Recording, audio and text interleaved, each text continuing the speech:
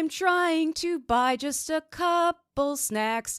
2 hours later, I may never come back. Well, it's root for the home team, I assume, 'cause I'm missing the game. 'Cause it's 1, 2, 3 hours in line at the concession stand.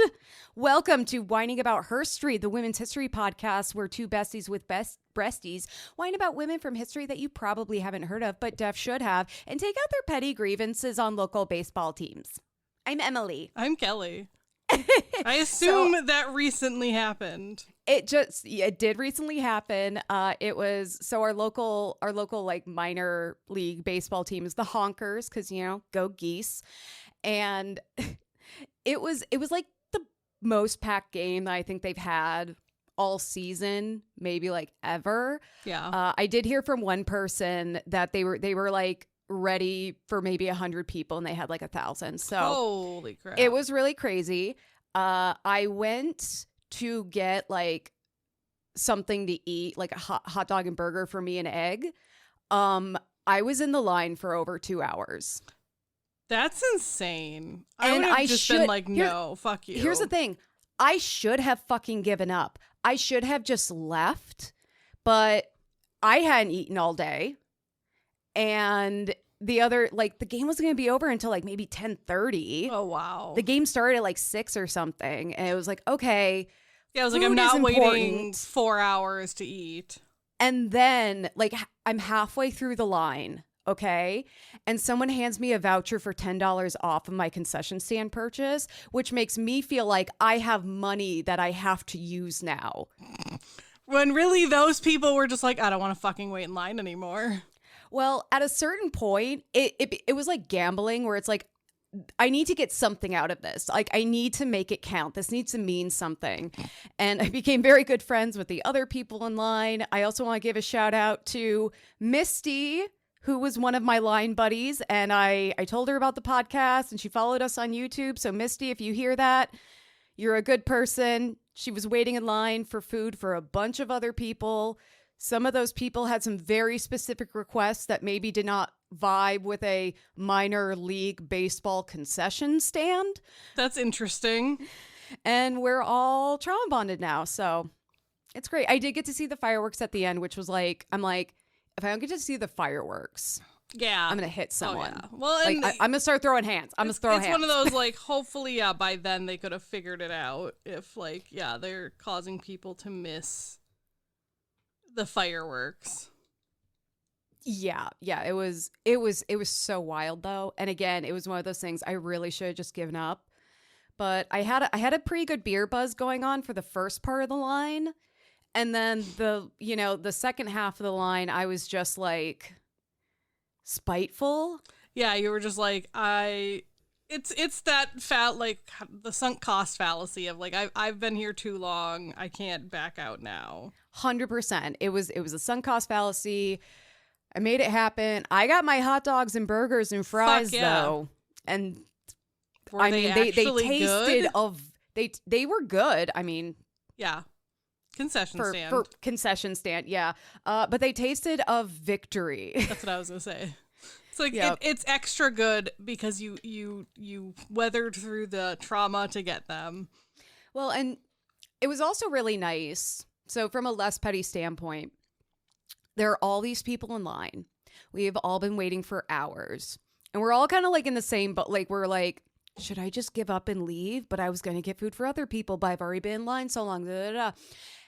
And the way people kind of came together and like started chatting with each other and making jokes and making the best of it. Like at one point, there was this group of young women and the line was passing the entrance into the stadium or whatever. Yeah. So anytime someone came in or left, they put their hands up and went, yeah, and like cheered. That's funny. And then when people like started placing their orders and getting their ticket numbers, people would yell out their number and everyone would cheer. And then when they got their food, people would cheer and it just became this whole thing. And it was really cute. I was bummed that I missed 90% of the game. Egg, who is the baseball fan, did get to enjoy it. Which is probably like the bigger thing. Like, yeah, it sucks that you missed it, but like comparatively. Yeah. But, and also more importantly, I was just going to be asking a bunch of dumb questions, sometimes on accident, sometimes on purpose, just to irritate Egg. And he didn't have to put up with that. It's the source of a good relationship right there, where you're like, I'm half these questions are just because I want to irritate you. I actually, as we were driving to the game, I asked him, so which team are we rooting for? And the bombastic side eye that this man gave me, I could feel the like reverberations where I could just feel his mental words of God damn it. It's one of those like he knows you know, but you know he knows you're like poking at him. Well, and I think he also did, because of who I am as a person, did have half a second where he was like, are you fucking oh wait, she's being stupid. Yeah. I mean, like, if I was going up to, like, the Major League game, because I don't necessarily cheer for our home team. I don't really cheer for any team, but I do have some friends that cheer for, like, other teams. Like, that might be a legitimate question I would ask. Of, like, wait, like, are we actually cheering for the Twins, or are we cheering for whoever they're playing against? I get that. I mean, like, if I'm watching a game on TV where I have no allegiance to either team, then I'm like, who are we cheering for? Yeah.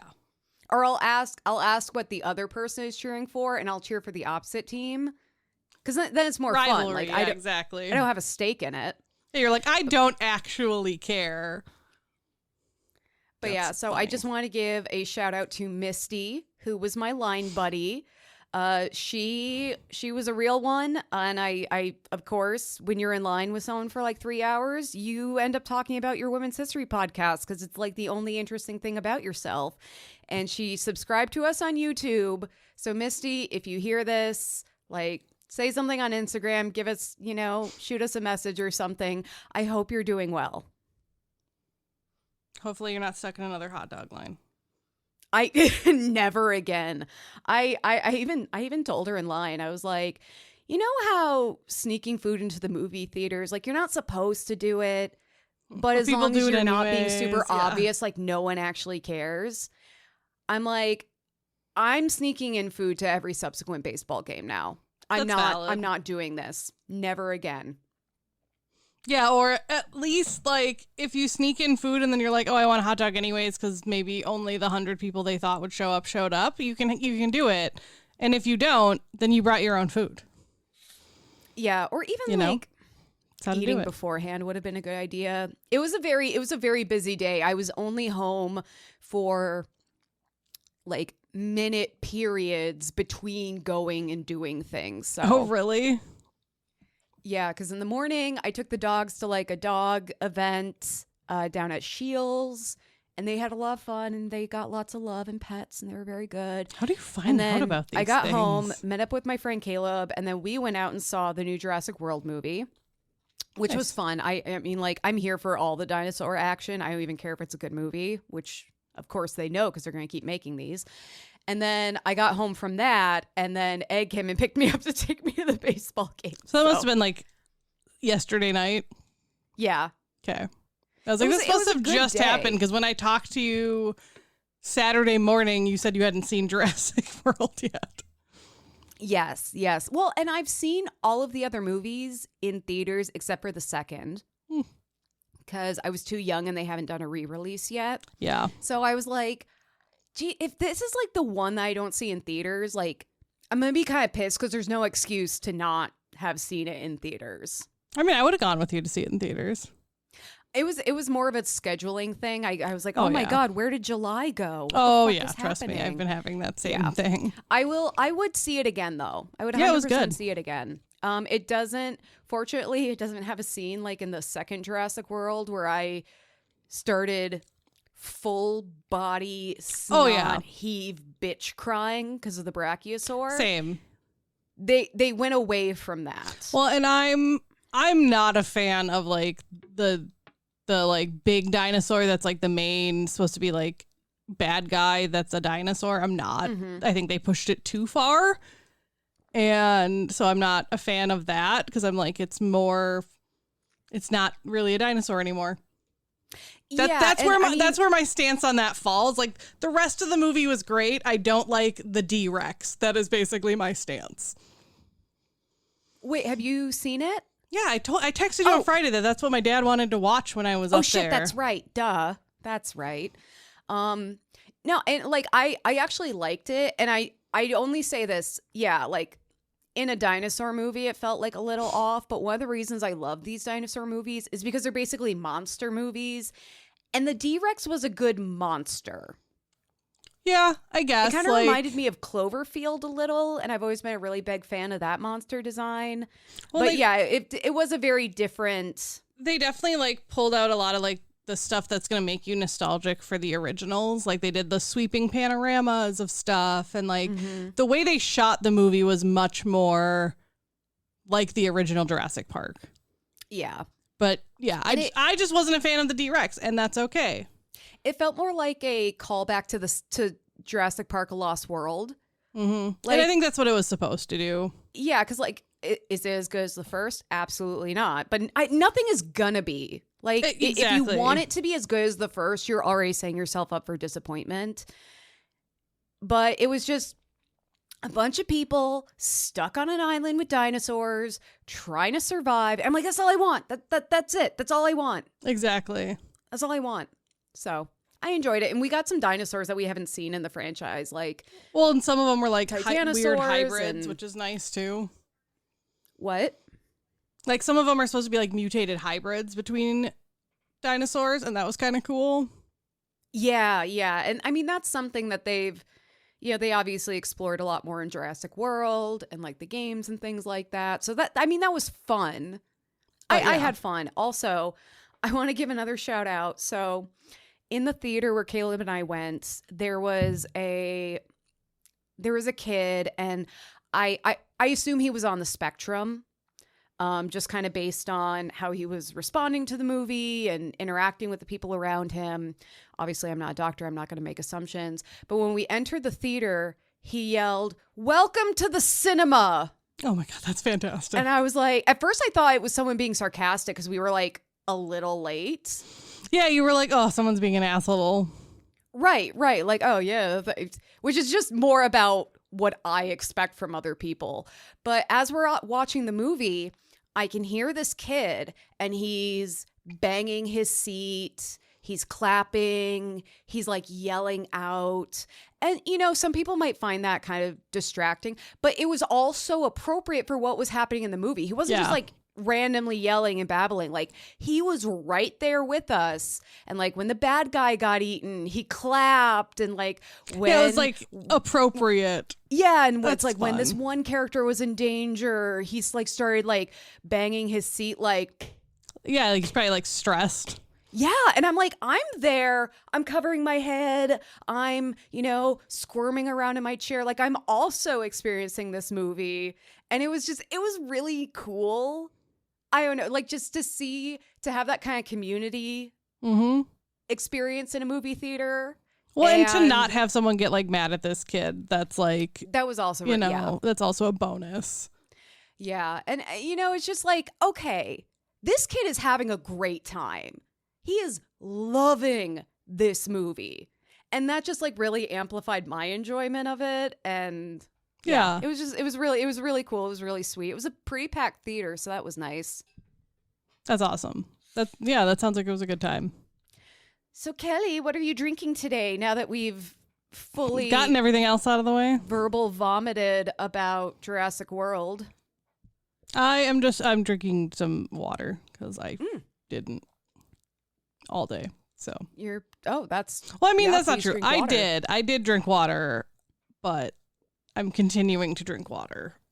So I am drinking an LTS Core Memory Apple Ale. LTS is a local brewery, and I cracked this tall boy open. LTS is for Life's Too Short, like life's too short for beer.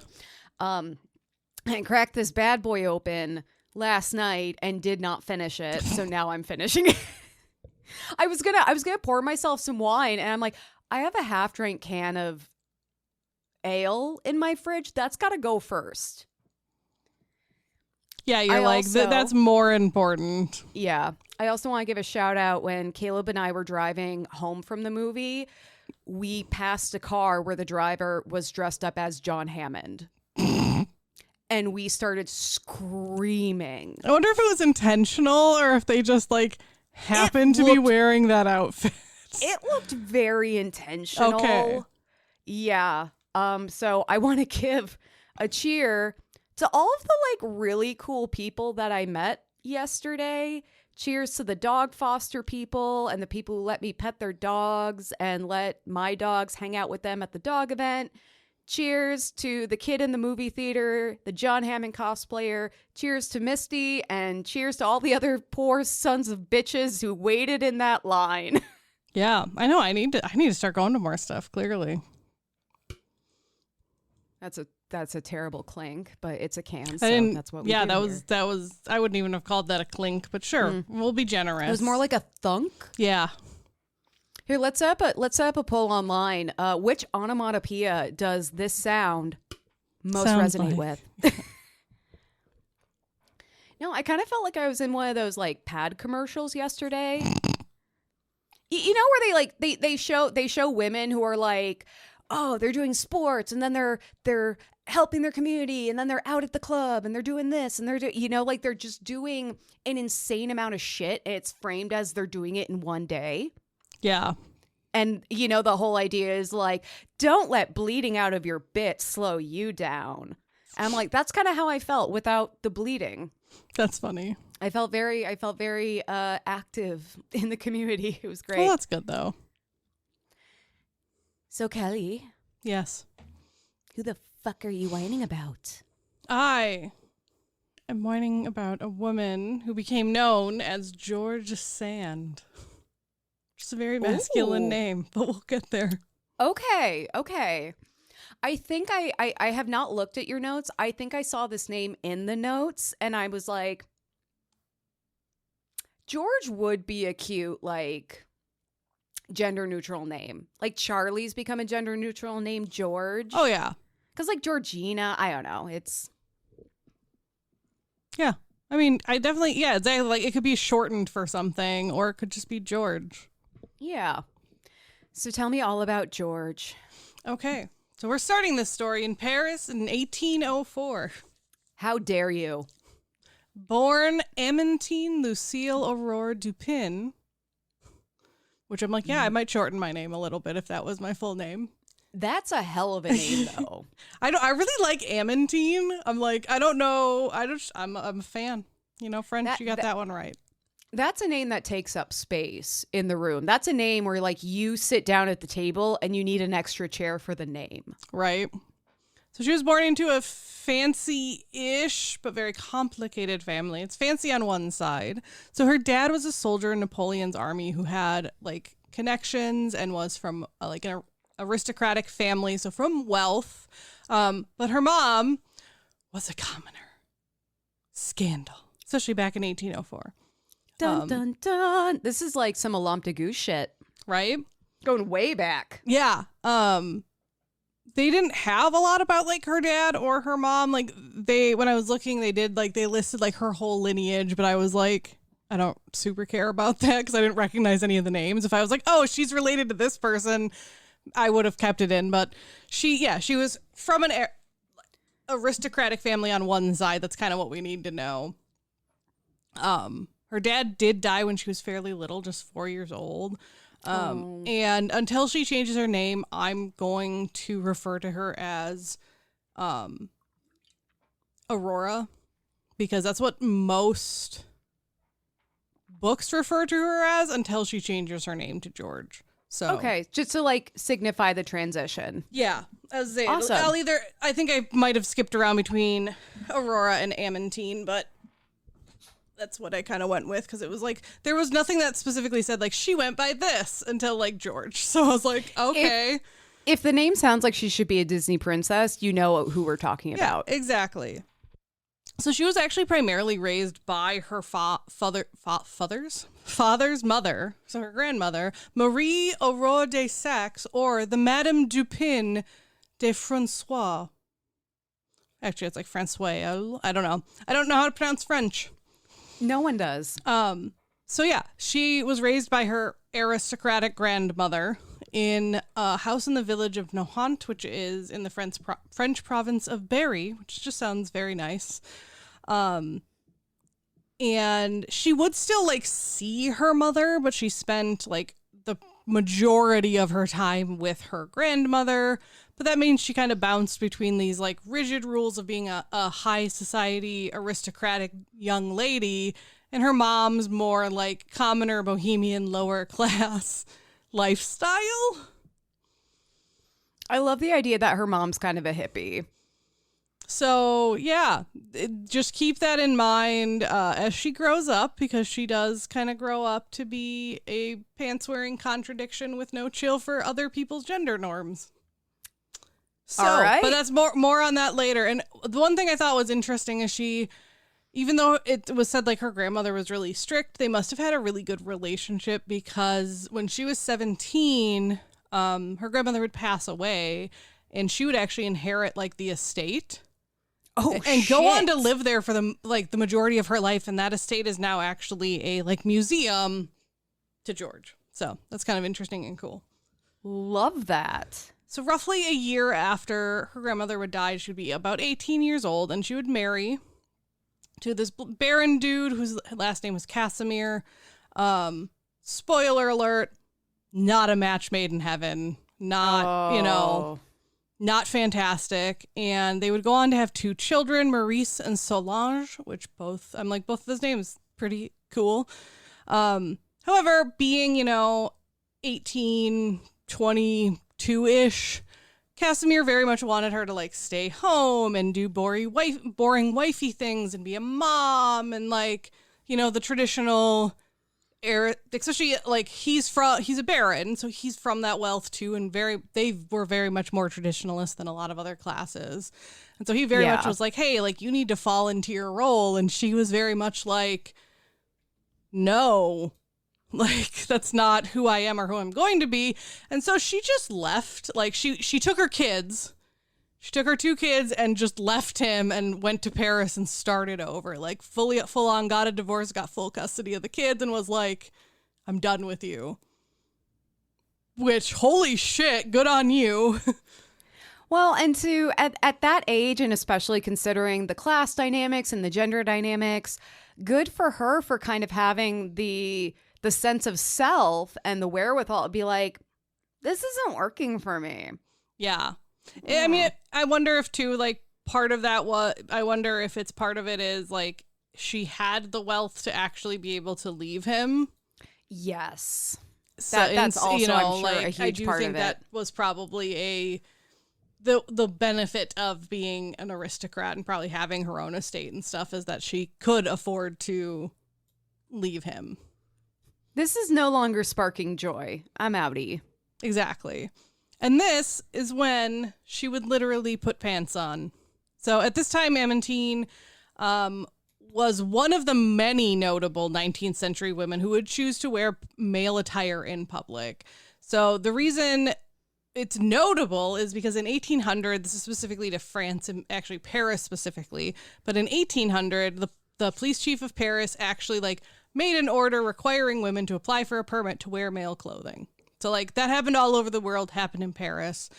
And, records show that some women are like, oh, it's, I breathe better when not wearing corsets. Some people are like, oh, well, I'm a horseback rider or something like that. And like, if I can't wear those clothes and do what I need to do. And some people chose to go without like getting a permit, but there was like big repercussions. And so Aurora would decide to like obtain a permit because she's like, no, this is something I want to do. And I'd rather not like get arrested for it because that's dumb, I just really want to point out that the people who say that women need a permit to wear pants and the people that say that you shouldn't need a permit to carry a weapon are probably the same people. It's a circle. The Venn diagram is a circle. Yeah. But it's just like it's so crazy. Like we see this I know this is 1800s France, different place, different time, but we still see these echoes of that history because it's like, okay, what are they trying to legalize and control in the United States today versus what they're like, no, you can't do that. That's a violation of our freedoms. Yeah. Like it's so mind-blowing. And also the fact that the pants permit has come up multiple times in different eras, in different countries and places is absolutely wild to me. This wasn't like one place that was like, no, we're exactly. gonna be weird about it. Because like we've talked about widespread. it in the US and stuff, and like, yeah, this is specifically like Paris was like no, and it's like, what the hell? Jesus Christ. That's I really feel like maybe I should start carrying a pants permit, just like right, like we should start making them for people. Or a permit that safe. says leggings do qualify as pants. Maybe both. Oh my God. A permit that just says, please leave me alone. I'm just trying to exist without being bothered. Like, just leave me the fuck alone. Just, but yeah. Please don't talk to me or look at me. So, like I said, Aurora did decide to obtain a pants permit in 1831. Her reason for getting the permit was it's less expensive. The clothing is far sturdier, particularly of what like noble women were wearing. And, you know, I'm sure she was like, yeah, I'm a single mother of two children. Like, yeah, I don't have time to spend on these clothes. But the thing she didn't mention in the permit application, but she writes about in her own works is that like also it let her be able to circulate more freely in Paris than than wearing what noble women of the time wore. She was much more inconspicuous. And a lot of times it gave her access to places where any women weren't allowed. And she could pull off just saying she was a man and do it, you know? Well, I think that really highlights the restrictions of women, and then that clothes were used to enforce those restrictions. Yeah. So someone could just clock you as not belonging based on your clothes. Right. And that's why it was so important, and still is for some people, to enforce the clothing binary, because that's how you're able to include and exclude people based on gender. Yeah. But that's where we're at. Okay. And Aurora would actually go above and beyond just wearing male attire to be scandalous. She would also smoke tobacco in public, which this was something that like no women did. Like eventually it became like classy, you know, for like women to smoke cigarettes and stuff like that. Like this was a time where like it didn't matter if you were low class or high class or whatever. Like women did not smoke, particularly in public. Like women didn't smoke in general. Like that was viewed as scandalous in general. But the fact that she was just like openly walking around smoking was a big deal. Actually a bigger Alice deal than her wearing men's clothing. It's very Alice Roosevelt, because wasn't she kind of a maverick for smoking in public? I think so, yeah. And here's the thing. I'm not advocating for anyone smoking. Like, it's bad for you. Just don't do it. Please. Just please. Yeah. I think it is so interesting, though, that this was a gendered activity that, at this time, it was an act of rebellion. Yeah. And it is funny because if you watch, like, the evolution of, like, women smoking, it really is one of those, like...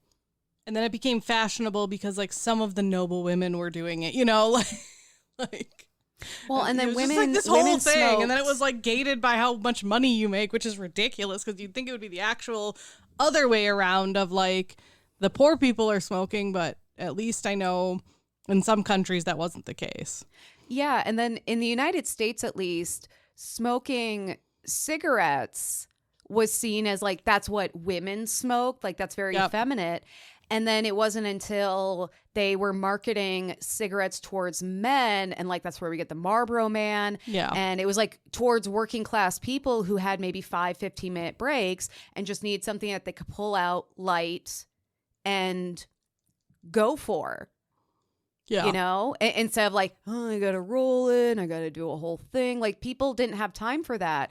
And then so there was this purposeful masculinization of cigarettes geared towards the working class. And we still see the effects of that today. Yeah. Which I think is just so fun. Like the evolution of everything is funny, but yeah, anyways. It's crazy. So it was around this time too that that Aurora really started kind of picking up on what she wanted to do, which was writing. So before this, she had written with a lover of hers named Jules Sandow, who is a French writer. And they had previously like co-authored a novel together under the name J. Sand. And like he fully credited her like afterward and stuff, like obviously like not during the time, but like he never, when it came out that she also helped write it, he never denied it. It was just like she knew that writing as a female was not a thing at that time. But so kind of in honor of him, but also like in honor just to do her own thing, she began writing under the name of George Sand and going by that name. Because basically being a female author at that time was basically illegal and no one's going to read your shit or publish it. You know, unless you're writing, you know, how to be the perfect angel wife and obey your husband in every way, then maybe they'll let you. But even then they might not.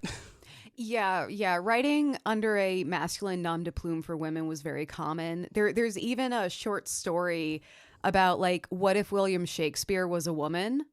Yeah. And basically how like even with the same creativity and intelligence, that person, we would never have heard of them today because gender was such a barrier to women writers. Yeah, so she took Sand, like I said, like from that co-authored piece and her former or her lover at the time, Jules Sandow. And then added George to complete the name and distinguish it from Sandow's. And kind of just make it a little bit more ambiguous. And that was, it very much was. So Victor Hugo, who is another, like that's a name I actually recognize as an author of the time. He wrote The Hunchback of Notre Dame, right? I believe so. Yeah, he's like a household literary name. Yeah, and he was like, that's the same era as George. And he actually said like on George, he said, George Sand cannot determine whether she is a male or female. I entertain a high regard for all of my colleagues, and it is not my place to decide whether she is my sister or my brother. He's like, I don't care. Like, if they write well, they write well. So yeah, her first big hit, so when she kind of struck out on her own to write on her own as George, her first big hit was a book called Indiana. No, not the state, not Jones, not anything else. It's actually a story about a woman trapped in a miserable marriage who dares to want freedom and love. Oh my gosh, how revolutionary. Actually, at the time it was quite revolutionary. I'm like, I've seen this movie many times, right? But back then it wasn't a big genre trope and people loved it. And like, it didn't matter that they didn't know a woman wrote it or whether or not they did, like people loved that. It's giving a different side to women. And I'm sure women loved it because it was like, oh, I can, dream of something better, Well, it kind of highlights how frighteningly relatable that sentiment was, where people were really responding to it. Yeah, exactly. I think it goes to show what people really want is the ability and freedom to just love someone. Without being owned by them. Yeah, too. Exactly. Or to have the choice to get out of a miserable marriage, But she very quickly became like a literary juggernaut. She would crank out novels, plays, memoirs, everything. And she was writing about individual freedom, women's autonomy, class justice, and, all being down with the patriarchy, down with like ruling other people. By the age of 27, George was one of Europe's most popular writers of either gender. Some argue that she may have been the most popular of either gender, but they didn't exactly have, things like we do today.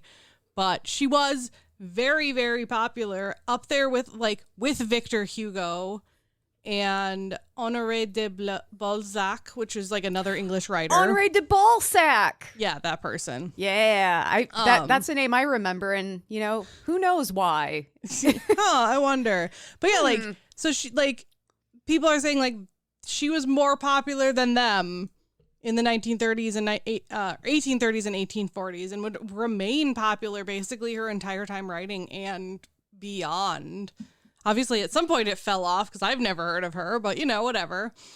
And yeah, she was often in high demand, and actually throughout the first several years of her starting to publish, like they kept putting her writings into like compendiums of her work multiple times throughout her lifetime. They did that 4 times while she was still alive. And I'm like, that doesn't even happen like today very often, that they're like, oh, let's, like, yeah, yes, people have done compendiums of like Lewis Carroll's work, but I don't think any of that happened while he was still alive. Yeah, no, because it wasn't necessary. You could just get it as it came out. Yeah, but I just think it's so cool that like she was so popular that people were like, oh, we need to like, yeah, like do this. Like the first several, like in 1836, so just a few years after she started like really writing, they made a compendia of her writings that was 24 volumes. So 24 volumes that were all compendiums of her writing. No, like that not was 24 one compendium. It was one compendium consisting of 24 volumes, and that was like 4 years after she started writing. Holy shit. And they would release complete works compendiums 3 more times throughout her life, which I would assume would only be longer than that. Oh my gosh, that's very Hamilton, like writing like you're running out of time. Yeah, she wrote a lot. Good Lord. She also had lovers like most of us would have wine subscriptions. So after her first failed marriage, she kind of went on what she called a romantic rebellion, which I think is great. But yeah, like basically she never really remarried, but she took a lot of lovers. And I didn't write down most of their names because I didn't recognize most of them. We'll talk about kind of like her most popular one. But like they included other authors. There was one that was like a Polish Russian prince. There were actors. There were politicians. There were, like it ran the gamut of who she was involved with at any given time. And most of the time she was either like their mistress or they were kind of maybe like her mistress. I don't know the word for that, but like she never got married. She never like did that again, but she had a lot of like very public affairs essentially. And she wasn't like shy about it. And there is one that I was unable to confirm in any source, with a woman named Marie Dorval, who was an actress of the time.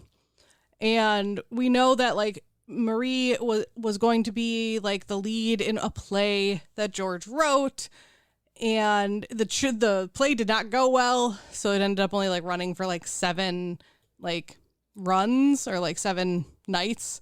Yeah. And then it kind of fell apart, and then they remained friends. And so like people are truly just like, we don't know. Because like the letters that there are there like could just be like really good friends, and it could be romantic, but we literally like, this isn't one where they're like, oh no, people just covered it up. People are just like, we really just don't know. So I put her on there just because I was like, hey, there's this thing that like some people are saying she may or may not have been like bisexual or pansexual. Right. But I will say almost every other name on the list was male except for Marie. Of like people that like they know she had affairs with were all men. Yeah, I mean, I consider myself pan, but I've only dated men, so like I get that. Yeah, I also don't. I do think George sounds like someone that if she did have like a female lover, she wouldn't have like hidden it. She doesn't strike me as someone like that. Like if she's going to like start smoke in public and wear men's clothing, I don't think she's going to shy away from how people might react to her having a female lover. She kind of strikes me as someone who would be like, everybody look. Yeah, exactly. like not just that she wouldn't hide it. She would be very out and proud about it.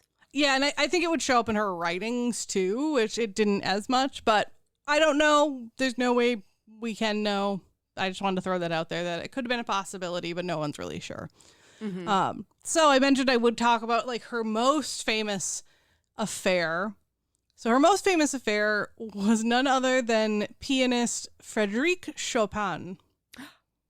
Chopin. Yeah, I was like, Chopin! I know that's not how you pronounce it. So yeah, it's like moody composer, feminist writer. Sexual tension, obviously. Fucking match made in heaven. I can also see it being very unhealthy. Oh, yeah. I mean, their relationship was messy and dramatic and full of love and tuberculosis, mainly on Chopin's side, because he had tuberculosis before they met. As a feminist writer who dated someone who was very moody, it's really intense, but it's very messy. Yeah. Oh, yeah. And they would spend quite a lot of time together, years actually, mostly in her countryside home because he was frail and sick and had tuberculosis and needed fresh air. But they inspired each other creatively, and actually a lot of like his most famous works were written in her manner, which I think is kind of interesting. And in one of her I'm going to talk about kind of their downfall because I thought it was kind of funny. But in George's novel Lucrezia Floriani, she supposedly used Chopin as a model for the sickly Eastern European prince who appears in that novel, named Carol, who's being cared for by a middle-aged actress past her prime, who suffers greatly for like loving this sickly prince. And when like confronted about it, George was like, I'm not trying to like make a cartoon out of you or anything. I'm just trying to like show what it's like to care for a sickly person. But obviously like he was kind of a little butthurt about it. And supposedly like, while not the thing that ended their relationship, it definitely didn't help the later feelings in their relationship. Yeah. It's, as you're describing it, I'm like, it's really hard not to say, or it's really hard to say, this has nothing to do with you. This wasn't inspired by you at all. And then read into all of that. Like, well, I think what she was trying to say is not necessarily that it wasn't inspired by him, but like that it like she wasn't trying to make fun of him by doing it. Like she was just trying to show what it's like to care for someone that was sick. And he's just like, no, you're making fun of me and making me look bad. And it's like, well, and yeah, like he's entitled to those feelings. Exactly. And I think whenever you write about, even if it's a fictionalized account, whenever you write about something that you have a real life experience with, especially if you are still in contact with the person or people who are involved in it, there's a lot of explaining that you have to do, where you have to be like, no, that wasn't my intention. Like, I'm just trying to write a good story. It's like loosely based on this. It's not, Yeah. And it's hard as seeing yourself in that story. And I'm sure he had a lot of insecurities related to his ill health that he was I think seeing. I think that's probably it. Is he probably viewed it as like, well, this puts me in a bad light, and she's like, well, this is reality. Like, you're sick, and I take care of you. Yeah. But yeah, like just it kind of lets you know like how messy things were. The other piece people say that kind of like caused a rift between them was George had a falling out with her daughter Solange, kind of just over money and just different things. And Chopin continued to be nice to her and like talk to her and her husband and stuff like that. And George took that as him being extremely disloyal to her and confirmation that Chopin had always loved Solange, like in quotes, as, maybe more than like an adopted daughter kind of a thing. Not that he ever like officially adopted her, but they were together long enough. Yeah. So like clearly issues on both sides, and it's safe to say their relationship went up in flames, not literal flames that I'm aware of, but yep, she eventually had it with him and his like moodiness and kicked him to the curb, to the point where she once described him as a beloved little corpse. So, oh my God. Okay. Yep. I know. Here's the thing. Like if I was in his position, I definitely would not take that as a compliment. But beloved little corpse. Like, that sounds so bad. That's so fucking cute. Like, I love that. No, I'm like, if someone was like, oh, this is my beloved little corpse, I'd be like, oh my God. Like, I don't know. It's very goth. It's very. I don't know. Like, I think it would depend on the mood I'm in. You know what I mean? Like, sometimes I might not take offense to it, but other times I'd be like, do I look that dead to you? But I know it's I all do in because I am context. translucent. Yeah, I mean, I'm probably if you're translucent, I'm more translucent than you are. I barely go outside. Yeah, I was volunteering and working with this girl. She's black, and I like made a comment about like I was like, "Oh, I should have put on more sunscreen." We were outside. I was like, "I should have put on more sunscreen, because I'm translucent." And she's like, "What does that mean?" And I'm like, "Oh, it's like see-through." And she looks at me and just goes, "Yeah, that checks out." I'm like, I love when people agree with you. It's like, yeah, didn't need the confirmation. Definitely accurate though. She was also telling me that giants existed, and I was like, "Wait, giant what?" And she's like, "No, like giant humans." And like she's a kid. This isn't weird. And I was like, "Oh, really?" And she's like, "Yeah, like 10 times your size." And I was about to make a joke about how short you were. Like, "Oh, you mean an average size woman?" And before I could, she said, like a normal size person. And I was just like, this kid's going to be okay. Yeah. She's going to be okay. She's got this. That's so funny. I like shook her hand. I was like, I was going to make that same joke. That was really good. That was savage. Nice. So, yeah, basically they didn't get along, and they would separate about 2 years before he died. Because remember, tuberculosis. And basically, yeah, like she kicked him out. He was never invited back to like that manor that, remember, this is still the manor that her grandma gave her when she was 17. And when he would pass 2 years later, she would not attend his funeral. Like, she was like, nope. Whether she was not invited or whether she made the choice to not go, I don't know. But it checks out that she wouldn't be there. And actually, like, after he died, she burned most of their letters to one another. And there are only, even though they were together for years, there are only 4 surviving letters between the two of them. So. Okay. Part of me is like, whoa, that's like really extreme. But another part of me has 100% done that. I think it's interesting that she didn't burn the letters until after his death. Because, like, part of me is like, okay, that sounds more like grief than, than like angry ex-lover. Yeah, no, it doesn't seem angry. It seems, it's very mourning. But I'm like, I don't know. Maybe I'm. Oh no, I've burned like reminders of my exes before. But I'm just saying, maybe I'm over sympathizing with this situation. Again, feminist writer who was with someone who was very moody, and it was like really intense, but also like really not okay. And who has actually thought about, would I go to this person's funeral? Probably not. Like, I get it. That's, yeah, like I'm. I don't think you're over sympathizing with her, like, because I'm the same way. I wouldn't.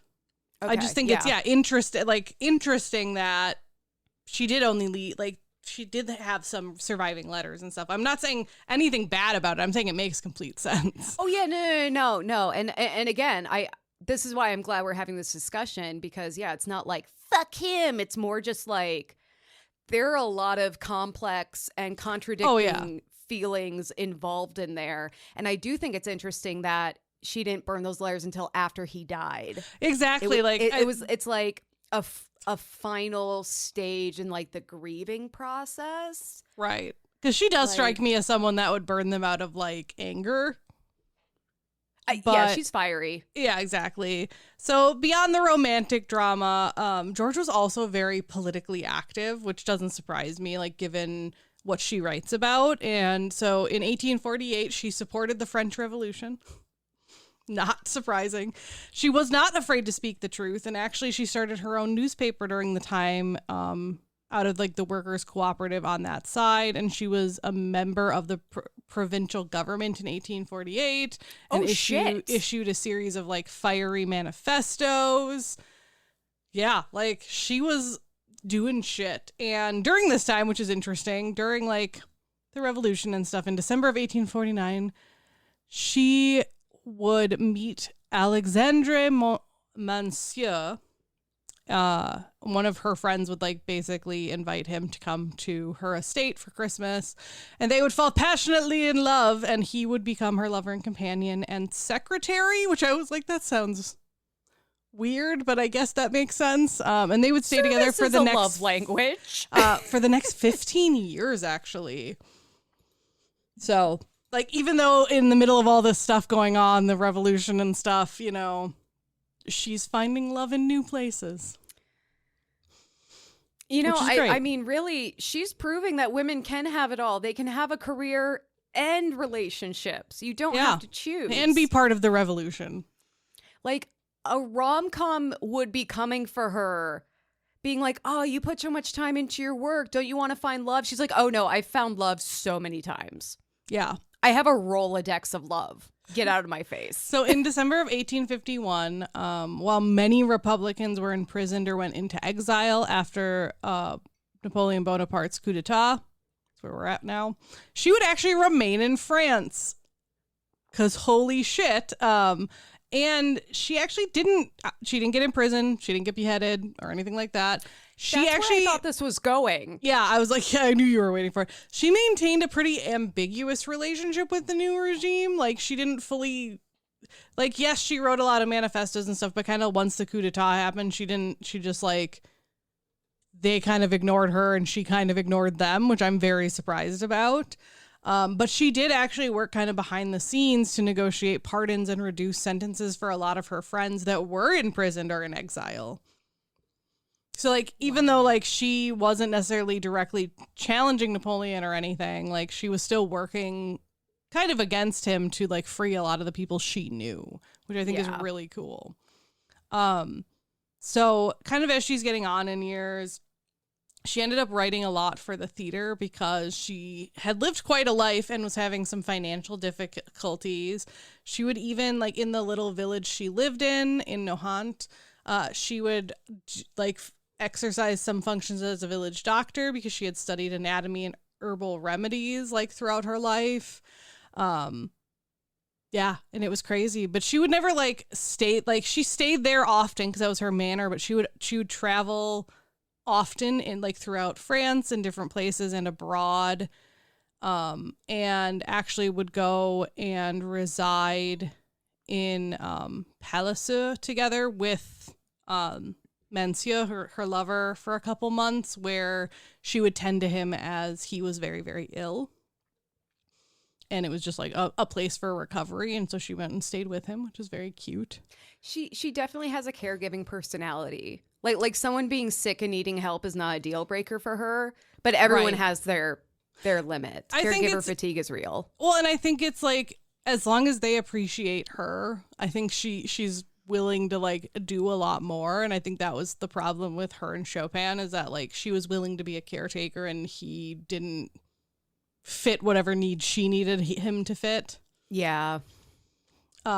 So she was also known for her implication in writings during the Paris Commune of 1871, where she took the position for the Versailles Assembly against the Communards. So this was, like, kind of a mini revolution in Paris. I didn't read too much into it. I don't know a lot of French history. We don't know a lot of French language. But there was, like, from what I took, there's, like, there was this band of rebels, the Communards, that were, like, commoners, kind of, like, rebelling against the Versailles Assembly. And she urged the Versailles Assembly to take violent action against the rebels, and was appalled which is interesting because she was appalled by the violence that the Communards were committing, but she was urging violence on them. But she wrote, quote, "The horrible adventure continues. They ransom, they threaten, they arrest, they judge. They have taken over all the city halls, all the public establishments. They're pillaging the munitions and the food supplies."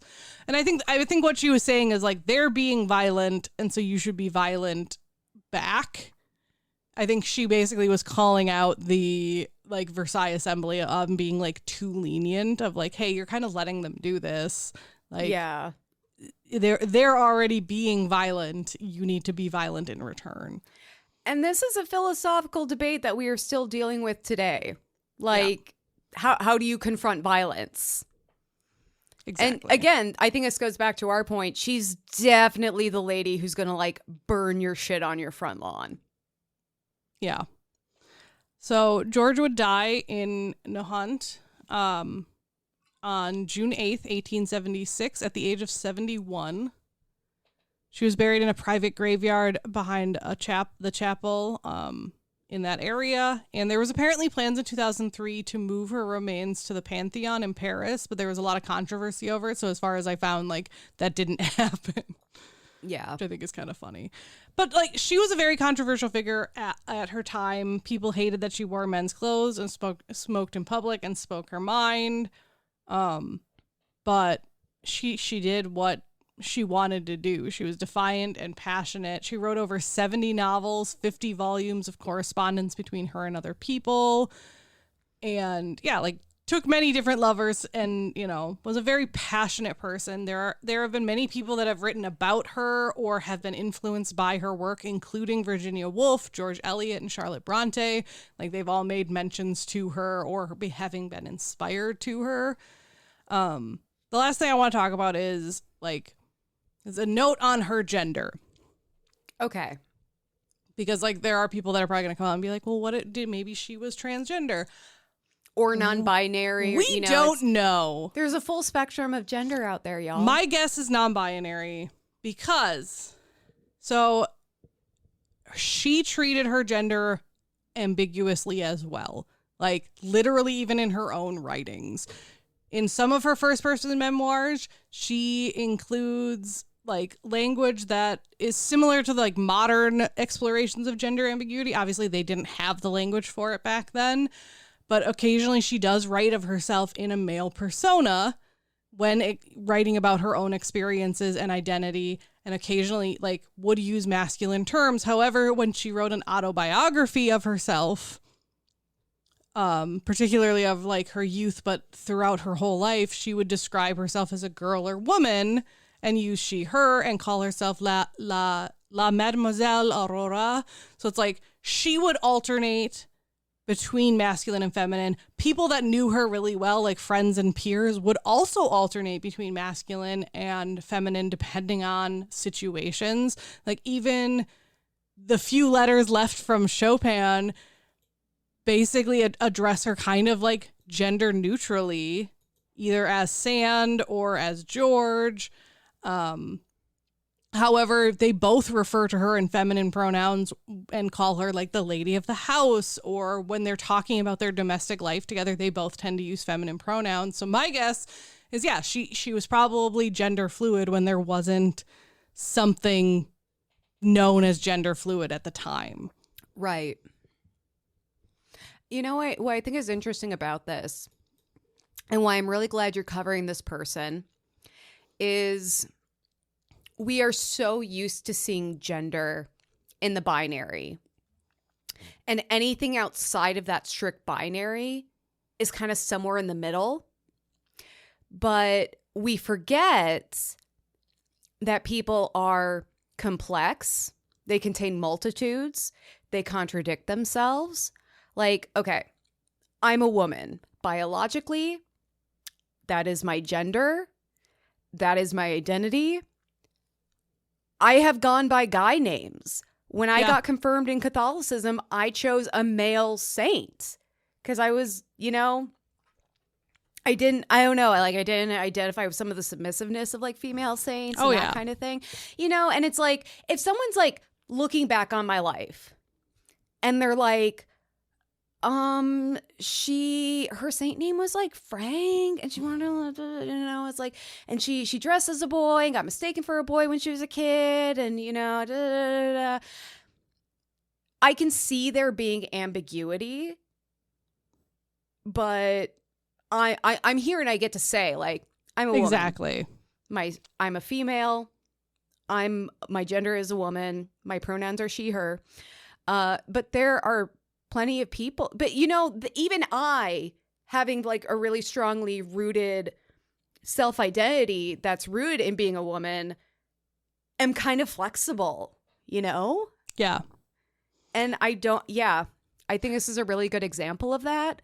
And if anyone comes at us for covering her on a women's history podcast or using she, her pronouns, you know, we're not trying to be disrespectful. This person cannot tell us. So we're using the best information we have.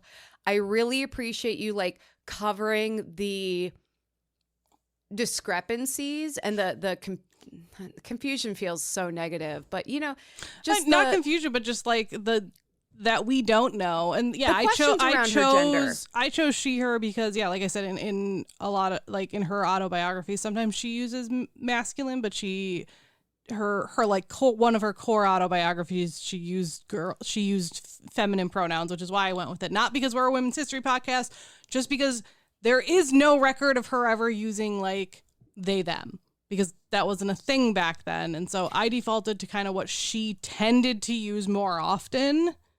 And we've covered some people in the past where their gender is ambiguous. And one of the challenges of that is that we have a wider vocabulary to describe ourselves nowadays. Yeah. Like there's a label for everything. I was going down the ace variety rabbit hole and I was like, oh yeah, holy fucking shit. Well, and I did. It's a lot. I debated using like they, them pronouns, but that didn't feel right to me because like that, yes, she didn't have access to those pronouns, but she also didn't use them. So it felt more right to use she, her. But, yeah, no, I feel like, a lot of modern people the story with a lot of respect. A lot of modern people choose to either be more ambiguous when talking about her or using like contradictory. There is someone with the last name Flaubert, which I love, who is another writer, referred to her as the dear master of their shared art, which in English doesn't mean a lot, but in French it is cher maître, which is a masculine title but a feminine adjective. So he's using both, like a masculine and feminine thing, which I love that he's like, nope, we're gonna recognize that like she didn't really know and we don't know. And yeah, like I felt her story needed to be told. And yeah, I did the best I can. If you want to come at me, you can come at me. But yeah, like Emily said, we don't know, and we're never going to know because it sounds like they didn't know. I was going to say, we are doing our best because this person, even though they were a prolific writer, didn't have the same kind of terminology that we do today to get hyper specific about gender identity, sexual orientation, all of that. Like, I swear to God, there is like something under the ace umbrella that's like, I only feel sexual attraction when Mercury's in retrograde. Like there is a label for everything, every little variation. And I don't think we totally understand how fortunate we are to have that. Like obviously not everyone's into labels, but just to know that the way you feel is documented and other people feel that way or identify that way can be very comforting. Yeah. But you know, George, she's doing her she's doing her thing. And I hope it really didn't bother her that much that maybe she didn't have a label. Like, she's like, I'm just doing whatever the fuck I want. And I'm referring to myself however the fuck I want. Yeah. I think, like, from what the research said, like, in the way she seemed to, like, kind of explore it without having the terms to explore it, it does kind of sound like that's how it was. Where it didn't like necessarily bother her that she didn't know how to explain it. She was more just like, this is a thing that I'm exploring now. Yeah. But yeah, that is George Sand. Very cool. Really, really cool story. Also, Flaubert, great cat name. Yeah, I agree.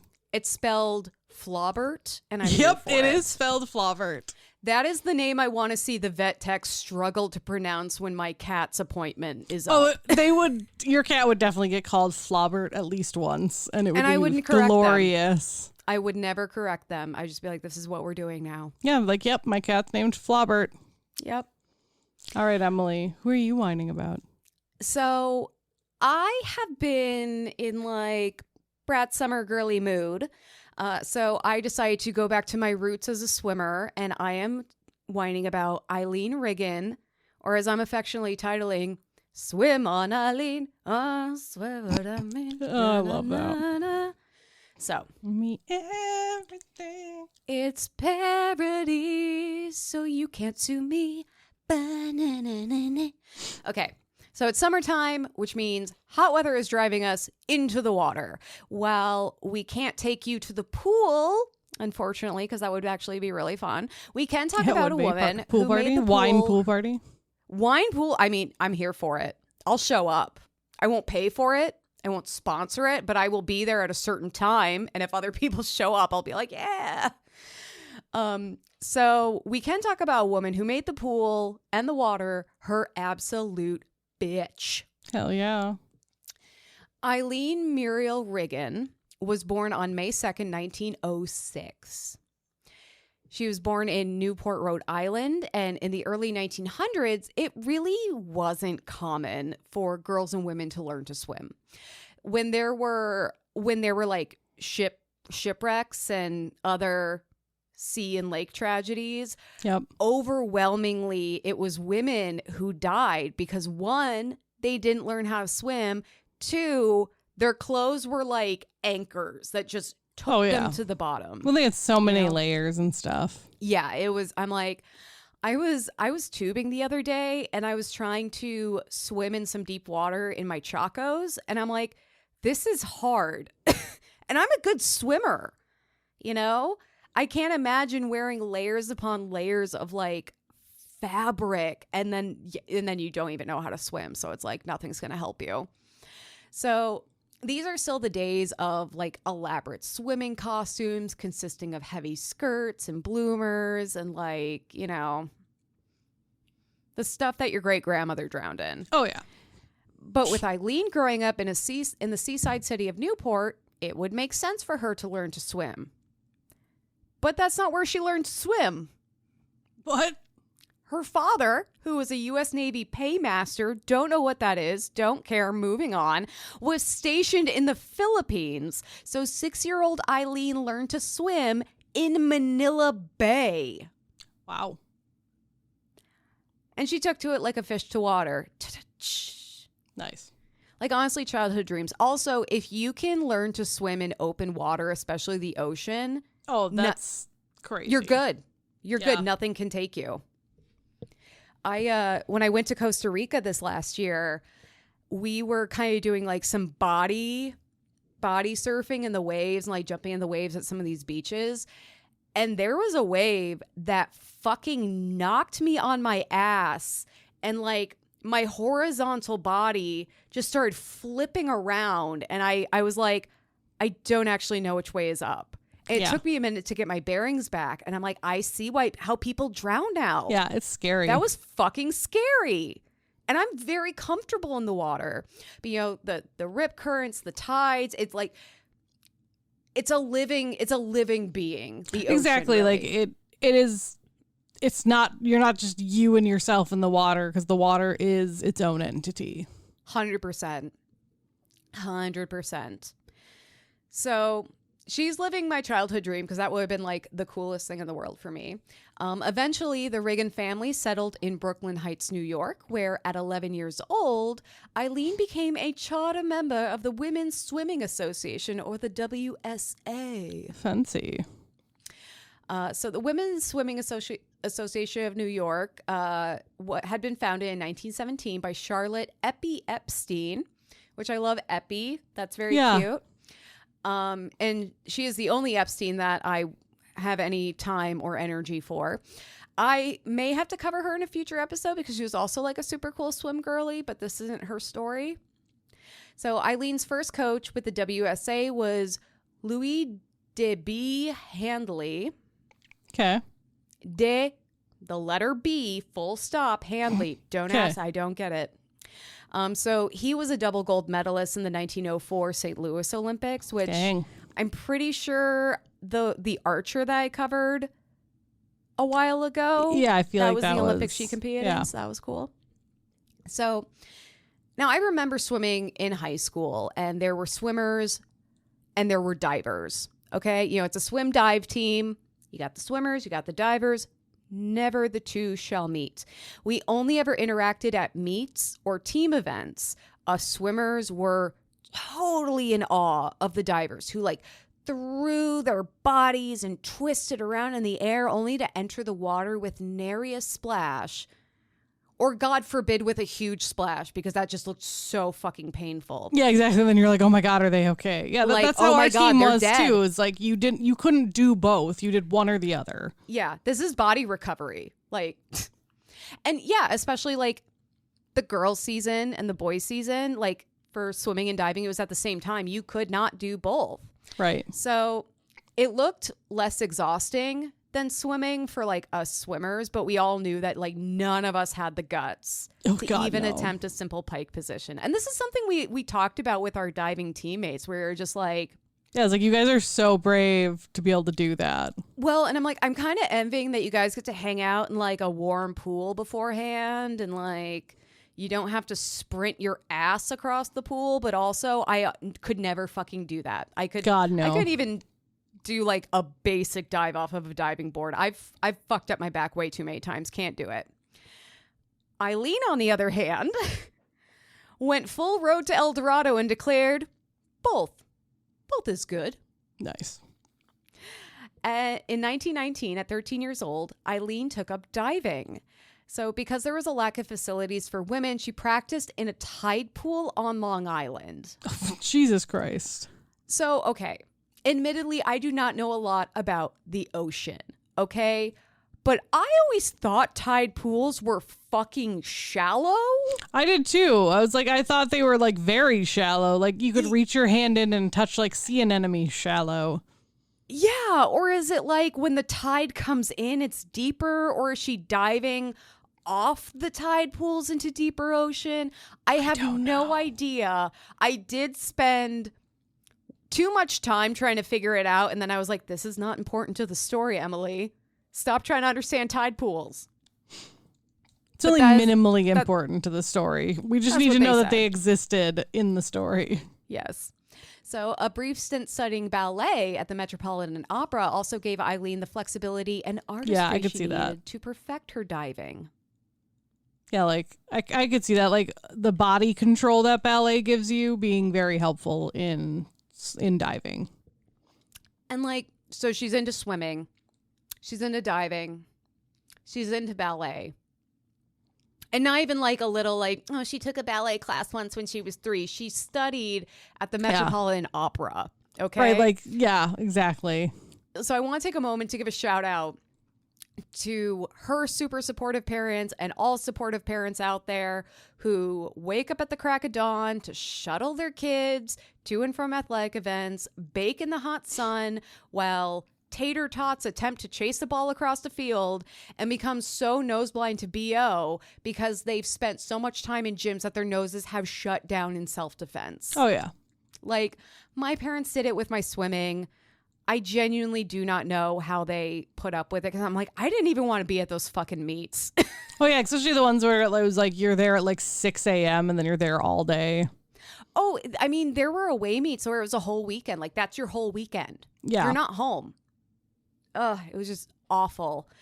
So yeah, shout out to supportive parents, because Aileen wouldn't be doing this if her parents weren't yeah, go do the thing. I will say my dad did tell me the most painful athletic event I was ever in that he went to was I must have been 4 or 5, and I was taking dance, and we were doing a Swan Lake thing. And he's watching all of you up on that stage, trying to figure out how your bodies work. It was the most painful thing of my life. And I'm like, That's dude, so I totally believe it. Watching little kids try to dance, choreographed dance. Oh God, it's an experience. It'd be better just send them out there and yell freestyle, because at least it's going to be funny. You're going to get some little toddlers twerking, what? So, Aileen may have had a slight physiological advantage when it came to diving. This teenage girl was only 4 feet 8 inches. Okay, and so she was 65 tiny. pounds. Oh my God, that's insane. very light. That is insane. Like, so she's 13. She's 4 feet 8 inches. I was 4'11" at that same age. Girl is shorter than me, which is saying a lot. Yeah. Because as that girl I was volunteering with pointed out, I'd be short. So she was exceptionally petite, and this gave her a lower center of gravity, which can help with rotating and flipping, which is required in diving. And that's not to say her physique is what made her successful, but it definitely wasn't hurting. Yeah. And then contrary, being shorter in swimming can actually be a disadvantage for some strokes. Butterfly is one of the ones where, like, if you're a little shorter, it might be better because you can stroke and kick faster, which is probably why that was my stroke. But for the most, and in so many sports, like being tall, having big hands and feet, all of that, like, that's an advantage. And swimming is like that, not diving, apparently. Despite this, she was a successful swimmer. So this is just another opportunity to remind everyone that your physiology, including hormones and how much testosterone is in your fucking body and your genitalia, are not the determining factor for athletic success. Right. If you know, you know. Yeah, exactly. After 8 years of honing her swimming and diving skills, Aileen was ready for the big time, the show. At the tender age of 14 years old, she joined the 1920 women's swim and dive team to compete in Antwerp. The fact that she qualified that young and was that good is insane. The Olympics and the early Olympics, there were no rules. Except, like, women couldn't do 90% of the shit. No, but I'm saying, like, the fact that she was good enough to qualify, not like at that age. That's more what I'm saying. Like, not that they let her, because there were no rules back then, but the fact that she was good enough to qualify over everyone else at that age is crazy. No, totally. Like, it's incredibly impressive. Also, who on the team was Gertrude Ederle, who was the first woman to swim the English Channel, whom I covered way back in episode 21. God, that would be so cool. I think she was my first swim girly that I ever covered. Maybe. That was very exciting. So, you know what I was doing as a swimmer at 14 years old? Not competing in the Olympics. I was getting physical therapy because I've been struggling with back issues for a full year. But we're all on different journeys here. Yeah, exactly. Don't compare yourselves to highly successful people. It just bums you out. So Eileen's events were the women's 3-meter springboard diving, also known as fancy diving, which I love, and the plain high dive. She placed 5th in the plain high dive and earned fucking gold in the fancy diving. That's crazy and awesome, but crazy. At 14 years and 120 days old, this made her the youngest female Olympic champion. I like specifying 120 days old. I'm pretty sure when I covered the archer, whose name is escaping me right now, they also talked about that. And you have to measure it in days. Very specific, and it's kind of funny. This is a record that she'd hold on to until 1936 when a 13-year-old girl competed and won gold, which I'm just like, oh my fucking God. Yeah. And then again at 4'8" and 65 pounds, she was also America's smallest Olympic champion. Put one on the board for the short queens. Yeah, apparently. I did not know that this story was going to be like a short empowerment story when I started it. I was just going for swim girlies, and I'm like, oh my God. You're here for the short empowerment too. This is what I could have done if I had discipline and actually wanted to compete. I hate it. That was the part of swimming I fucking hated the most. I just want to go practice and swim and exercise and then fuck off. 4 years later, Aileen returned to the Olympics at the 1924 Games in Paris. Yay, now Paris. at a geriatric 18 years old. She competed in the 100-meter backstroke and again in the 3-meter springboard dive. She won silver in the diving and bronze in the backstroke. And once again, Aileen made history, becoming the first woman Olympian to win medals in 2 different sports at the same Olympic Games. That's awesome. Now, I read one source, Wikipedia, that said that she was the only woman to do this. I'm pretty sure that's not true anymore. 100%. So I Googled it. Yeah. It's not true. In 2018, Esther Ledeca won gold medals in alpine skiing and snowboarding. Yeah, it's like I remember it was fairly recent that a woman had done it again. So it was 2018. Okay. But then we have like the reversal. So a lot of the sources that talk about her say that she's the first/only woman to win 2 medals in 2 different sports at the same game. Jesus Christ. Again, we know that's not true. People need to research better.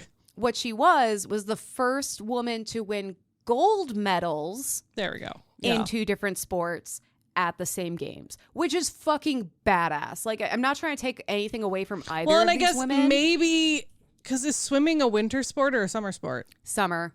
Maybe when they say the first person to do it at an Olympics, they're saying first person to do it at a winter Olympic or first Then woman they to do it at a fucking winter specify. Olympics. I know. I'm just saying, sorry. like, it. They could have specified 2 ways. They could have specified gold specifically, or they could have specified, winter versus summer specifically, and they didn't do either. And that means they just didn't fucking do their research or write well. Yeah, and you know what it took me? Like 10 figure seconds this on out? Google. Like a 5-second Google search. Yeah, exactly. Holy crap. It's amazing. Technology, if only we fucking used it. So it was just like a fun little bit of actually trivia for y'all. Hell You yeah. can whip it out at like a cocktail party, or if someone says something, you'd be like, actually, I know more than you, and meh. Right, like learn up on your feminist history. Come on, like you're embarrassing actually, yourself. she was the first to win gold medals. The first to win 2 medals in different sports in the same Olympics was Aileen Riggin. Get your shit together. How do you not know that? Like, do better. Have you even heard whining about her history? Jesus Christ. Get in, slut. We're learning about her history. Yeah, there you go. So the same year that she competed in those Olympic Games, at 18, Aileen married Dr. Dwight D. Young, a Navy doctor with whom she had 1 daughter. Oh, I did read that like he was a younger guy, but I'm like, okay, she's 18. He's a doctor. yeah, like he can't be that young. Right. I'm like, I mean, maybe young for a doctor.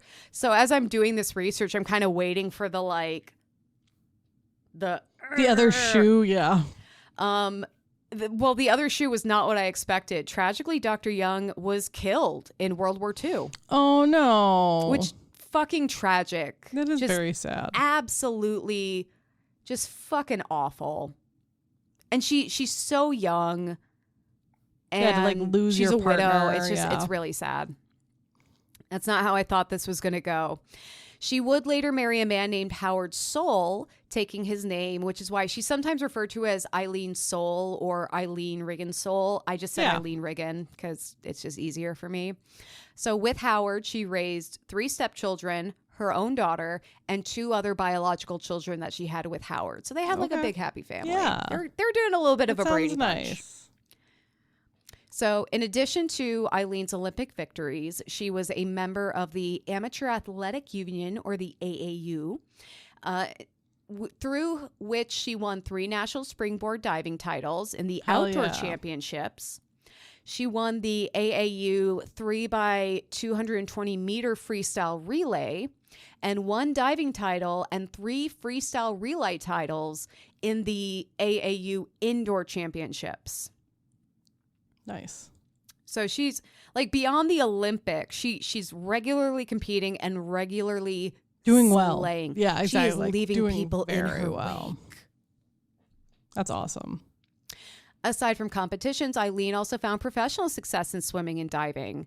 The 1920s saw this huge boom in Hollywood filmmaking, and it was the era area, the era of the Palace theaters, Oh, where up to like 2,000 guests could watch a movie with full orchestral accompaniment in massive ornate theaters. I wish I'm we like, still had theaters like that.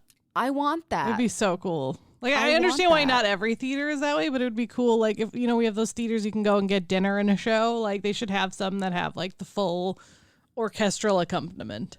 Well, and like that's why I love old movie theaters, because they really went in for the presentation. Oh, the yeah. theaters don't do that anymore, and I get it. They're more about the super comfy recliner seats, which I do enjoy very much. But you know, like to go into a theater and have it be like, I'm not dressed fancy enough to be here. That's a really fun. It's an experience. That's a cool place to be. So the 1920s also saw a variety of cinematic milestones as filmmakers experimented with new technology. So wait, was she in film? Is that what you're telling me? Yes. Okay. She absolutely was. So as a notable Olympic swimmer and diver, Aileen appeared in the first underwater swimming film in 1922 and the first slow motion coaching films in 1923. That's so cool.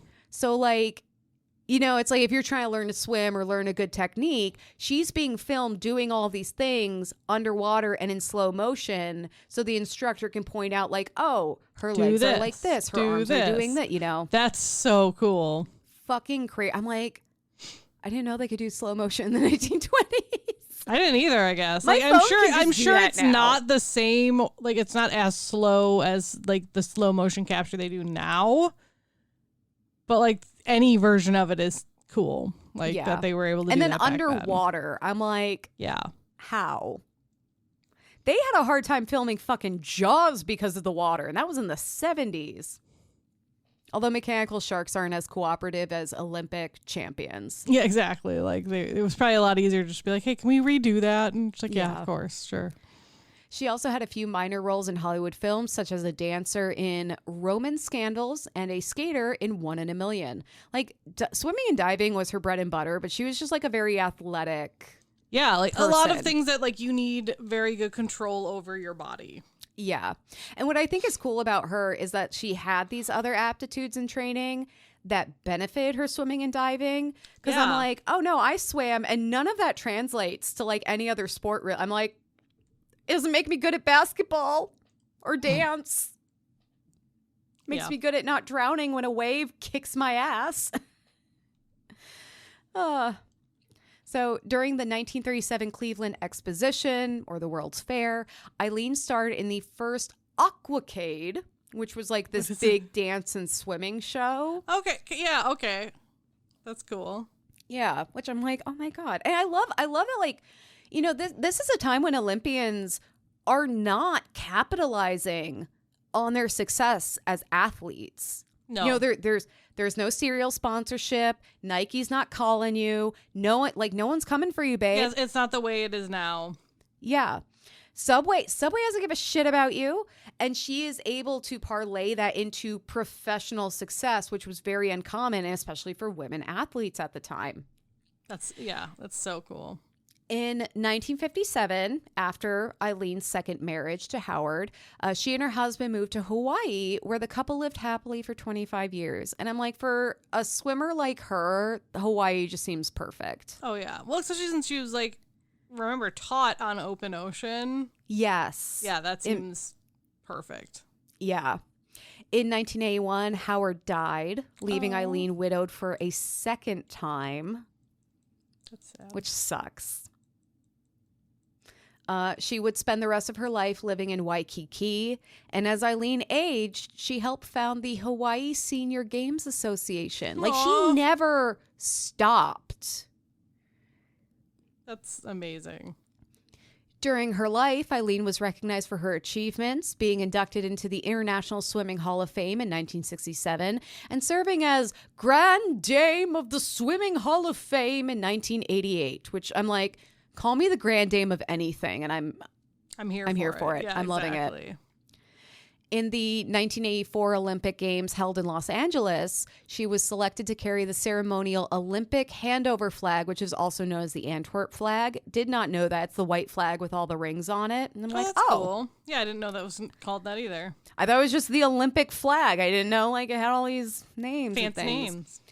But she was selected to carry the Antwerp flag at the opening ceremony as one of the last surviving U.S. Olympic athletes from the 1920 Antwerp Games. That's so cool. That's the fact that she was an Olympic athlete in 1920 and she was still around in the 1980s to like participate in the games in any capacity is like it's really so cool, amazing to me. yeah.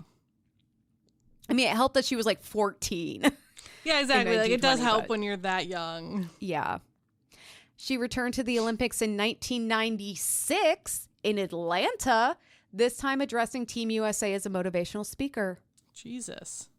I'm going to say, if this old lady rolls up to me, like I'm an athlete, I've trained my whole life for this moment. This old lady rolls up to me and is like, give me a motivational speech. I'd be like, I'm doing this for you now. Yeah, I mean, it would be incredibly motivating. Like, no. All of my other motivations, I don't care. I'm doing this for doing you, this Aileen. For you. Exactly. I will kill for you, Aileen. Tell me what you need me to do and I will do it. Yep. And that's when Aileen started her own cult. No. She probably could have, but she was too good for that. So swimming would have been was a something swimming that cult. Aileen never, ever quit, even in her old age. At 85 years old, she broke 6 world records for freestyle and backstroke sprints in the World Masters of her age group. It wasn't even like she was just like casually swimming still. Like she was still competitively swimming. Well, it's funny because I was like, oh, yeah, they say swimming is really good for you because it's, especially as you get older, because it's easy on your joints. At least if you're not swimming the way I was growing up, because I fucked up a lot of parts of my body. But no, she's like she's not lap swimming. She's competitively like, swimming. Exactly. By 1996, she held 11 national records and 5 world records in the next age group. So she was 85 in the last one. Now she's in the 90 to 95 age group. And so she's setting world records in this age group now. That's funny. It's just fucking amazing. Do you think the 90 and 95-year-olds like saw like her birthday rolled over and she was 90 and they were like, God well, damn it. I guess fuck us then. I guess we're all playing for second. Yeah, exactly.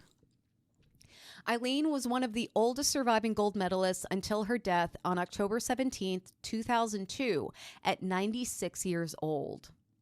Wow. Which is incredible. That's insane. And amazing. That chlorine will preserve you. I guess so. I think that's why I look young. I'm just like pickled by chlorine. That November, she was posthumously inducted into the Hawaii Sports Hall of Fame. Aw. Love it. Throughout her long life, Aileen demonstrated that women were not only capable of athletic endeavors, but could be successful in them. Like her super fucking successful. Like even for the time, fucking successful. Her career began when she was just a teenager, during a time when women were actively discouraged from physical activity and dogged by fears and lies that their bodies would break down under too much strain. Yeah. Like, you couldn't power walk because your uterus was going to fall out of your body. And like all of these horrible things are supposed to happen to your body. This gal is like 96 and still breaking fucking world records. That's insane. Like, yeah, if it really just goes to prove any of those naysayers wrong, like that's exactly it. Of like, and she was born in 1906. She lived to 2002.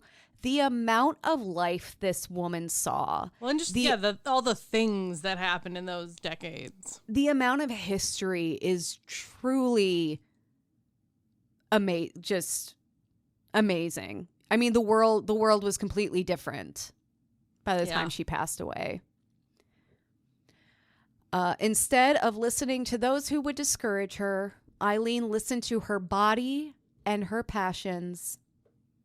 And that is the story of Aileen Riggins, or Swim on, Aileen. I swear what I mean. She doesn't need me to tell her that, though. She just did it. She just kept swimming. Exactly. Just keep swimming. That's amazing. Thank you for telling that story. Yeah, it was fun. I was kind of in a summer, swimmy, beachy mood, so. That makes sense. Yeah. So, Kelly, would you like to read from the big book of being brave? Yes. Okay. I have to find it. You don't seem super sure about that. I also just want to let everyone know that Kelly and I are recording remotely today and her camera is not working. So I keep staring at like the Zoom video and it's just black.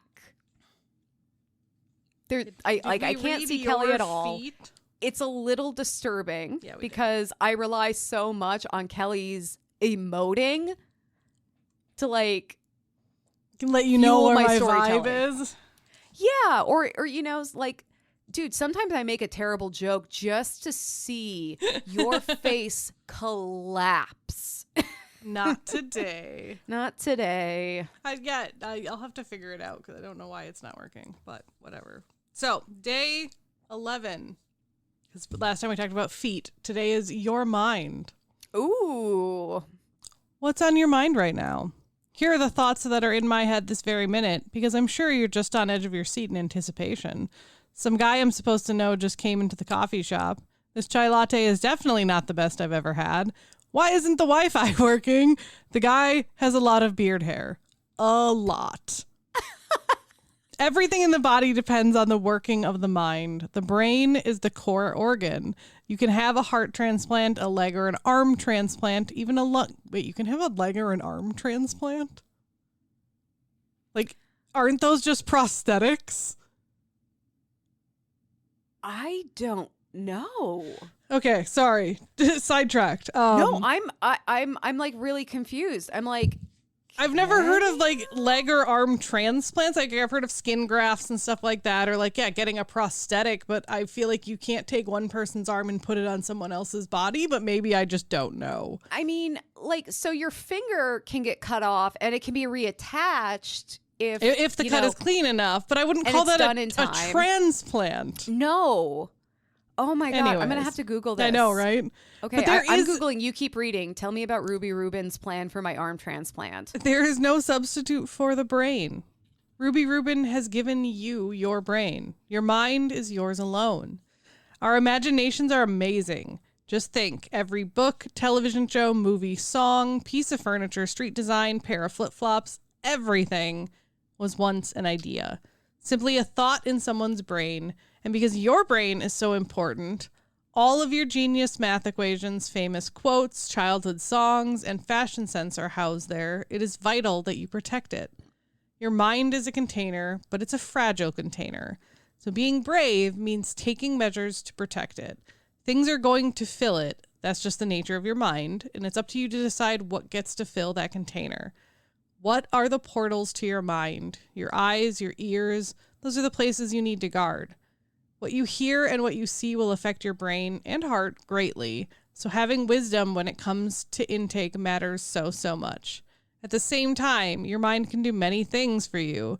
Use it well. Create beautiful things. Follow through with great ideas. Love people who pop into your mind. If Ruby Rubin has put the spark of an idea into your mind, you can be brave enough to follow through. Trust the sparks, friend. Trust the sparks. Our minds are so powerful. I'm praying that you would ask for Ruby Rubin to give you her mind, the mind of Ruby, and that you would be brave enough to protect your mind. Allow Ruby Rubin to change the way you think, and then change this world with the ideas that can become reality. Those sparks, I believe in them. So there was a show that used to be on, I don't know if it was Discovery or History, like one of those channels, where they talked about optical illusions and like weird social experiments. Okay. And one of the things that they always talked about is that you do not see with your eyes. You see with your brain. You know? I mean, technically, yeah. The vision comes in, but the brain is what makes sense of it. So I think it's really interesting that she kind of touched on that a little bit. Yeah. And yeah, how important your brain is to how you perceive things. The mind is everything. Mm-hmm. So, sorry. Just took a swig of drink. Hand and arm transplants are possible. Huh. It is a very complex procedure that involves a rigorous screening process, detailed surgical participants, and 12 hours or more of surgery, nerve regeneration, physical therapy, and immunosuppressive medications. You have to be 18 to 69 years of age, have an amputation or severe deformity below the shoulder. Yeah, it's like very, very specific. Yeah. I think it's like, I think that's why we don't see it very often. You know, like in the past week, I've seen like 3 people with prosthetic limbs. So that's why I'm like, well, what, like, why the hell would they have those if we can transplant stuff? It's very specific and it's very like a narrow. Yeah. Yeah. Well, and it's Which very makes intensive sense. too. It sounds like, you know, Yes. like maybe someday they won't be, but right now, you can't have a history of cancer.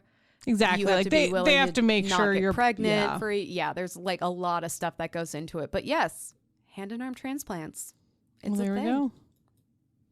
I learned something new today. There is also leg transplant surgery. I would assume it's probably similar. It's experimental. You know, it's not like typical, like putting in a pacemaker or something where they're just like, oh, just another day in the office. Oh, there we go. We learned something from our Brave book. That is not about being brave. Yeah. Well, Kelly, thank you so much for joining me today. Sorry, I addressed you and I was like, wait, this is not the spiel I normally go into. I know. I was like, you're welcome. Kelly, normally I love you don't you. thank me. I love you too. Well, Kelly, I love you and you are wonderful. Thank you so much for listening to another episode of Whining About Herstory. Like us on Facebook at Whining About Herstory, Instagram at WAHPAD. Our website is whiningaboutherstory.com, where you can find a link to all of our social medias and places you can find our podcast. You can also find our sweet ass merch. You can find a link to our Buy Me a Coffee, where you can donate $5 to sponsor a glass of wine, or $15 if you want an entire bottle dedicated to something about you.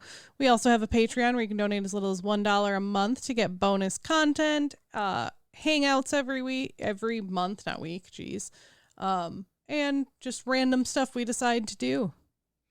Have we talked about the proliferation of pets on our happy hours? Yes, we have. Okay, good. And cat granddaddy? Yes, we have. It's okay. It was great. Good.